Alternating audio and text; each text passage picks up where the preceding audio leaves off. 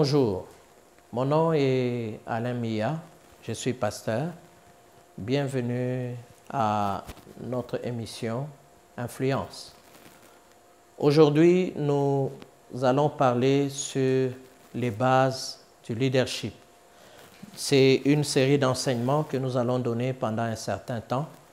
Et cet enseignement a au moins 5 objectifs. Le premier objectif, c'est de fixer la signification et les méthodes du leadership. Le deuxième objectif sera celui d'aider ceux qui dirigent les autres ou qui occupent une position d'influence sur les autres à avoir ou à savoir pourquoi il est mieux de conduire que de commander. Troisième objectif est celui d'aider ceux qui dirigent à comprendre comment l'art de diriger peut être acquis. Quatrième objectif, c'est celui de produire des organisations qui reconnaissent l'importance d'aider les administrateurs ou les managers à devenir des leaders. Parce que le fait d'être manager ou administrateur ne fait pas de vous nécessairement un bon leader. Enfin, cinquième objectif, c'est celui de renforcer ou de développer de façon appréciable les habiletés ou les qualités de diriger dans ceux qui ne sont pas des leaders nés. Donc, ce sont là les 5 objectifs que cette série d'enseignements poursuit. Alors, d'emblée, j'aimerais que l'on commence d'abord par définir qu'est-ce que le leadership. C'est ainsi que mon premier point dans cet enseignement est qu'est-ce que le leadership. Il y a plusieurs définitions qui donnent la compréhension du leadership. Et j'ai sélectionné toute une série de définitions venant de différentes personnes et je vais les énoncer et ça va nous permettre ou ça va vous permettre de comprendre c'est quoi ou de comprendre tout le contour du leadership. Une définition la plus simple du leadership dit ceci: le leadership est l'art de bien diriger. Le leadership est l'art de bien diriger. Je crois que c'est simple, je n'ai pas besoin d'expliquer encore davantage. Deuxième définition dit ceci: le leadership est l'habileté de diriger les autres par influence. Le leadership est l'habileté de diriger les autres par influence. Ce n'est pas nécessairement pousser, forcer les gens à être un tyran, non. Cette définition dit le leadership est l'habileté, c'est-à-dire c'est une capacité, on doit avoir une certaine manière de faire les choses qui fait que les autres se sentent influencés à aller dans la direction que vous voulez qu'ils prennent ou à faire des choses que vous voulez qu'ils fassent. Troisième définition, le leadership est l'activité d'influencer les gens à coopérer vers un objectif qu'ils trouvent avantageux. Je répète, le leadership est l'activité d'influencer les gens à coopérer vers un objectif qu'ils trouvent avantageux. Ça veut dire qu'il est important pour un leader d'amener les gens qu'il dirige à coopérer, à comprendre le bien fondé d'aller dans telle ou telle direction, le bien fondé d'atteindre tel objectif. Ça veut dire que cet objectif doit être avantageux non seulement pour les leaders, mais cet objectif doit être avantageux aussi pour ceux qu'il dirige.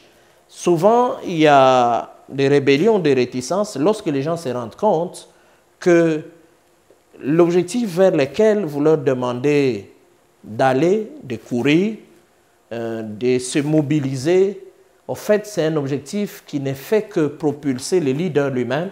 Ils ne trouvent pas leur compte. Lorsque les gens comprennent le bien fondé de poursuivre un objectif, le bien fondé de poursuivre un but, lorsqu'ils se rendent compte, dans cela, il y a un intérêt pour eux, les gens se mobilisent, les gens courent.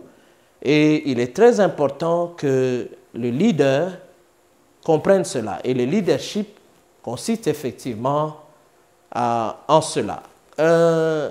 Une autre définition dit ceci: le leadership est la capacité d'influencer. Et cette définition est un peu plus longue. Je commence, la première partie dit: le leadership est la capacité d'influencer.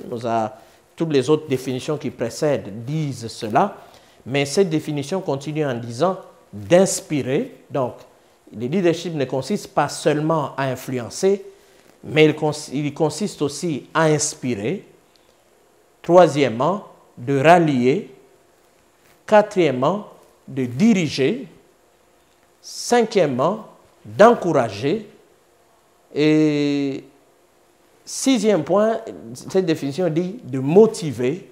Et il continue encore de persuader, de changer, de mobiliser, d'activer les autres à poursuivre un objectif ou un but commun, tout en maintenant, il est très important, l'engagement, l'élan, la confiance et le courage. Donc, il ne suffit pas seulement de persuader les gens, de les inspirer, de les convaincre de vous suivre, à poursuivre un but, mais il arrive aussi que pendant la course, que les gens se fatiguent. Il arrive aussi que pendant la poursuite de cet objectif-là, certes, vous les avez déjà influencés, ils ont accepté de vous suivre, ils ont accepté de poursuivre un but qui est commun et qui est avantageux pour eux, mais à un moment donné dans la marche, il arrive que les gens se fatiguent, il arrive que la motivation baisse,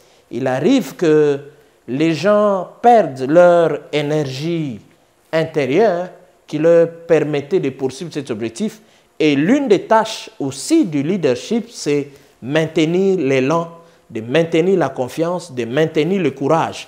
Ça veut dire qu'à tout moment, le leadership doit veiller à ce que les gens ne perdent pas leur courage, les gens ne perdent pas la motivation, les gens ne perdent pas l'élan qu'ils avaient dès le départ, que les gens ne perdent pas la confiance. Et nous allons voir toujours dans cette série, que doit faire un leader pour maintenir cet élan, pour maintenir la confiance, pour maintenir le courage, pour garder la vitesse ou pour augmenter même la vitesse, pour garder les degrés d'engagement par rapport ou vis-à-vis à cet objectif toujours très élevé. Et ça, c'est l'une des grandes batailles du leadership ou des leaders, surtout lorsqu'ils dirigent une grande organisation, une grande entreprise. Souvent, il est souvent difficile de garder les gens motivés, de garder l'engagement. Souvent, il y a beaucoup de choses qui peuvent surgir et qui peuvent décourager les gens ou qui peuvent faire baisser l'élan que les gens avaient lorsqu'ils avaient commencé, lorsqu'ils avaient démarré, lorsqu'ils s'étaient engagés dans la poursuite d'un objectif. Enfin, une dernière définition que j'ai sélectionnée pour vous en ce jour, dit ceci: le leadership est l'organisation et la coordination des ressources, des énergies, des relations pour un résultat attendu dans un contexte de productivité. Donc, le leadership est l'organisation et la coordination des ressources, des énergies, des relations pour un résultat attendu, et cela dans un contexte de productivité. Donc, il est très important que l'on sache organiser tout ce qui est à notre portée en tant que responsable d'une organisation, tout ce qui est à notre portée comme ressources, que ce soit ressources humaines, que ce soit ressources matérielles, que ce soit ressources financières. Nous devons être à même d'organiser toutes ces ressources-là, toutes les énergies. Nous devons être à même de canaliser les relations entre les membres de cette organisation-là, et cela dans le but d'atteindre un objectif ou d'atteindre une productivité bien donnée, d'atteindre un résultat bien donné et qu'on s'est assigné dès le départ. Sans cette organisation-là, il sera difficile d'atteindre les résultats ou de produire à un certain niveau ou d'atteindre un certain degré de productivité, d'où le leadership aide aussi à organiser, à coordonner toutes ces ressources, toutes ces relations, toutes ces énergies pour que l'on atteigne une certaine productivité. Voilà, c'est en quelques mots les quelques définitions que j'ai choisies aujourd'hui pour que chacun de nous comprenne qu'est-ce que le leadership. Mais cependant, il y a aussi des conceptions erronées sur ou du leadership. Il y a des gens qui ont une mauvaise compréhension de ce qu'est le leadership.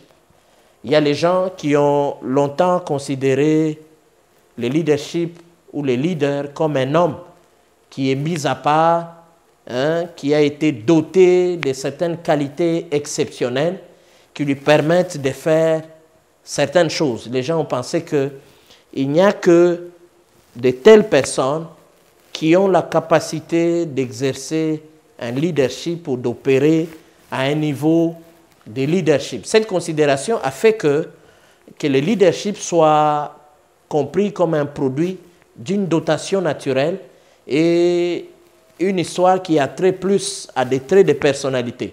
C'est ainsi que cette conception a comme résultat, nous avons d'une part des personnes qui sont nées pour diriger et d'autre part, nous avons d'autres qui sont nées rien que pour suivre ou pour être des subalternes. Or, cette division n'est totalement pas vraie. Pourquoi est-ce que ce n'est pas vrai? Parce que vous verrez que dans la plupart des cas, un leader ou celui qui est leader dans une organisation est souvent disciple dans une autre. Tu peux être leader dans une organisation bien donnée, compte tenu des capacités, compte tenu des qualités que tu as peut-être dans tel domaine. Effectivement, tu excelles, tu brilles par l'exercice d'un leadership bien donné. Mais vous allez voir que cette personne-là qui est leader dans tel domaine, lorsqu'elle vient dans tel autre domaine, vous allez voir que cette personne-là est aussi disciple dans cet autre-là. Et cela arrive souvent, même dans le cadre de l'Église. Vous voyez des gens, peut-être dans son entreprise, il est un grand leader, mais lorsque nous venons dans une organisation comme l'Église, ce n'est pas lui qui est leader. Vous allez trouver qu'il y a un pasteur qui fait preuve d'un grand leadership. Et lui, qui est leader dans son entreprise, mais dans l'Église, qui est une autre organisation, il n'est que disciple. Et ceci peut arriver. Vous pouvez être leader dans un domaine ou dans une organisation bien donnée, mais quand vous allez dans une mutualité, peut-être vous allez trouver qu'il y a une autre personne qui exerce un leadership et là, vous êtes obligé d'être seulement un disciple.